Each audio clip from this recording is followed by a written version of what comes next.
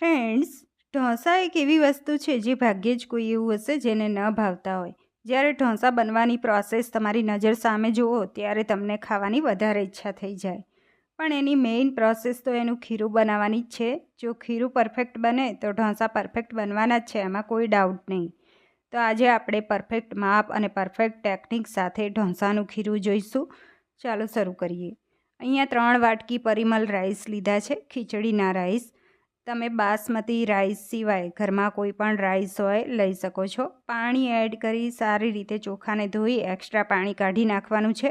આ પ્રોસિજર 3 વખત કરી લેવી અને પછી એમાં નવસેકું ગરમ પાણી ડૂબા એડ કરી ઢાંકી 4 કલાક પલાળવા માટે રહેવા દેવાનું છે. તમારા ઘરમાં કોઈ પણ 1 વાટકી કે કપનું માપ સેટ કરીને લેવાનું. 3 વાટકી ચોખા લીધા છે. હવે એની સામે 1 વાટકી અડદની દાળ લઈશું. દાળને પણ સેમ રીતે આપણે 3 વખત પાણીથી વોશ કરી એક્સ્ટ્રા પાણી કાઢી અને નવસેકું ગરમ પાણી એડ કરી 4 કલાક પલળવા માટે રહેવા દેવાનું છે. આ માપ સાથે 4 વ્યક્તિ પેટ ભરીને ઢોસા ખાઈ શકશે. તો દાળ પણ સરસ ધોવાઈ ગઈ છે. હવે એમાં નવસેકું ગરમ પાણી ડૂબા એડ કરી લેવાનું અને ઘરમાં જ પલળવા રહેવા દેવાનું છે. 4 કલાક જેટલો સમય થઈ ગયો છે. દાળ ચોખા પલળી ગયા છે. બંનેમાંથી પાણી કાઢી નાખવાનું છે અને ચોખાને અને દાળને અલગ અલગ ક્રશ કરવાના છે. મિક્સર જારમાં ચોખાને પહેલાં લઈ લઈએ. બધા નથી લેવાના, અડધા કરીને પીસીશું. 2 વખતમાં પીસાશે. તો ચોખા એડ થયા. હવે આપણે અડધી વાટકી છાશ એડ કરી ઢાંકી અને ક્રશ કરી લેવાનું છે. તો ચોખા પીસાતી વખતે અહીંયા થોડુંક પાણી એડ કરી અને ચોખાને પીસ્યા છે. હવે એને જો આ રીતનું રહેશે બેટર, એને સાંકડા વાસણમાં લઈ લઈશું એટલે આથો જલ્દી આવે અને ઢાંકણ પણ સારી રીતે બંધ થાય અને એમાં અશુદ્ધિઓ ના આવે કોઈ પણ જાતની. તો અહીંયા સાંકડા વાસણમાં લઈ લીધું છે અને બીજા ચોખાને આપણે મિક્સર જારમાં લઈશું અને એની અંદર હવે અડધી વાટકી પાણી એડ કરી લેવાનું છે અને ક્રશ કરવાનું છે. સેમ રીતે ચોખા પણ પીસાઈ ગયા છે, એને પણ આપણે આમાં સાથે જ લઈ લઈશું. તો ચોખા બધા પીસાઈ ગયા. હવે અડદની દાળ લઈશું. બધી જ દાળ એડ કરી લેવાની અને અડધી વાટકી છાશ એડ કરી લઈશું.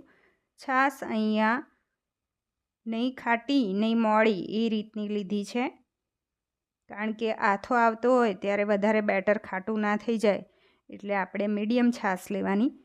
તો અહીંયા દાળ પીસતી વખતે અડધી વાટકી આપણે છાશ એડ કરી અને અડધી વાટકી વચ્ચે પીસતી વખતે પાણી એડ કરી અને બેટર તૈયાર કર્યું. આમાં ચોખા પીસે એમાં જ લઈ લેવાનું છે સાથે. અને આથો જલ્દી આવે એટલે 10-12 દાણા મેથીના એડ કરી લેવાના છે. તો ટોટલ 1 વાટકી છાશ એડ થઈ છે. સારી રીતે મિક્સ કરી લેવાનું છે.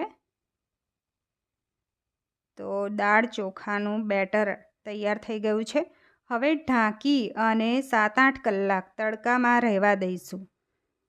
જો તમારે તડકો ના આવતો હોય તો ઘરમાં કોઈ ખૂણો ગરમ રહેતો હોય એ જગ્યાએ પણ તમે રાખી શકો છો. આમાં આપણે બીજી કોઈ દાળ કે ખાંડ કે કંઈ પણ એડ નથી કરતા અને આ માપ સાથે જ આપણે સરસ બેટર, જો આથો આવી ગયો છે અને બેટર તૈયાર થયું છે તમને બતાવું. અને આમાંથી હું તમને ઢોસો પણ બનાવીને બતાવીશ. તો આમાંથી કોઈ પણ જાતના ઢોસા, તમે ફેન્સી ઢોસા કોઈ પણ જાતના બનાવી શકો છો. આ બેટર પરફેક્ટ હશે તો. અને આ બેટરમાંથી કોઈ પણ વ્યક્તિ એકદમ સરસ રીતે ઢોસા ઉતારી શકશે અને અઠવાડિયા સુધી તમે એને સ્ટોર કરીને ફ્રીજમાં રાખી શકો છો. તો બેટર આપણું ઢોસાનું તૈયાર થઈ ગયું છે. એમાંથી તમને ઢોસા ઉતારીને બતાવું. થોડું બેટર મેં અલગ રાખી દીધું છે અને એની અંદર સ્વાદ મુજબ મીઠું અને પાણી એડ કરી બેટરને પાતળું કરી લઈશું. મિક્સ કરી નાખવાનું છે. તો તમે જોયું કે આમાં બીજી કોઈ પણ વસ્તુ એડ નથી કરતા.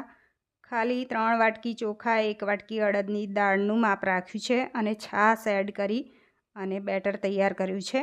હવે અહીંયા તવો એકદમ સરસ ગરમ કરી લેવાનો પહેલાં. હવે ગેસની ફ્લેમ મીડિયમ કરી લઈશું અને ઉપર પાણીનો છંટકાવ કરી લઈશું અને ટેમ્પરેચર એટલે એનું નોર્મલ થઈ જાય અને બટાકું અડધું તેલવાળું કરી અને ઉપર ઘસી લીધું છે. હવે આપણે ઢોસા ઉતારવા માટે પરફેક્ટ જે તવાનું ટેમ્પરેચર હોય એ તૈયાર થઈ ગયું છે અને આ રીતે ઢોસો ઉતારવાનો છે. ઉપર તેલ, બટર અથવા ઘી તમે કંઈ પણ લગાવી શકો છો. ઢોસાને એકદમ સરસ રીતે ચડવા દેવાનો છે અને એકદમ સરસ શેકાય પછી જ એને પલટાવવાનો. અહીંયા ઉપરથી જ તમને દેખાશે અને જો જાળી પણ ઉપર સરસ પડી રહી છે. તો ઉપર તેલ લગાવી દીધું છે અને હવે થોડું ફેલાવી દેવાનું છે આ રીતે. જોઈ શકાય છે એકદમ સરસ. ક્રિસ્પી બનાવવો હોય તો તમે ક્રિસ્પી, સોફ્ટ બનાવવો હોય તો સોફ્ટ, એવા કોઈ પણ ઢોસા તમે આ બેટરમાંથી તૈયાર કરી શકો છો. જો અહીંયા ક્રિસ્પી એવો ઢોસો તૈયાર થઈ ગયો છે. એને કાઢી અને સર્વ કરી લઈએ. તો આમાંથી તમે મસાલા ઢોસા બનાવો કે મૈસૂર મસાલા બનાવો કે પછી ઝીણી ઢોસા બનાવો. લાઈક, શેર અને